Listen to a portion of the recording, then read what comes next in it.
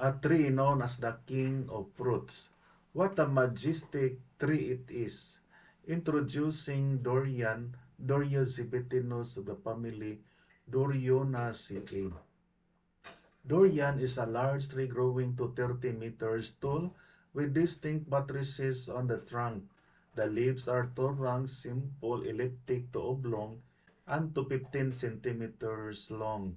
The flowers are in clusters with yellowish to greenish white petals and stamens in 5 bundles.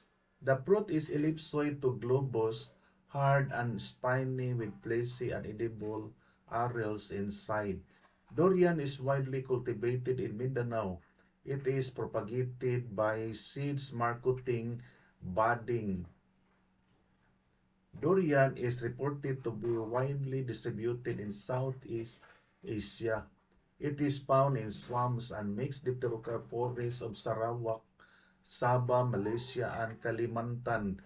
Many species are cultivated for their edible fruits.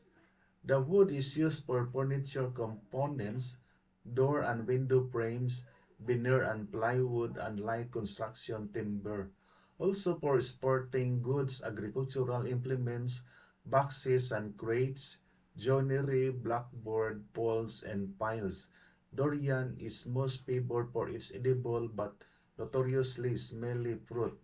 Seeds are eaten either roasted or boiled, even though they contain a poisonous substance that can cause shortness of breath. Ashes from the fruit rinds are used to whiten silk and lye with other dyes.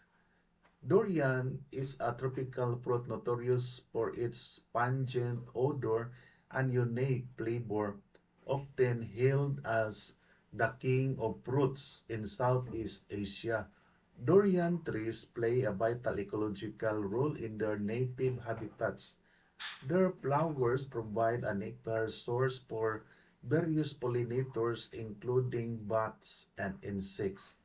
The fruit's pungent smell attracts animals, which assists in seed dispersal. The behavior enhances genetic diversity and aids in the expansion of durian populations, making them crucial for maintaining healthy ecosystems.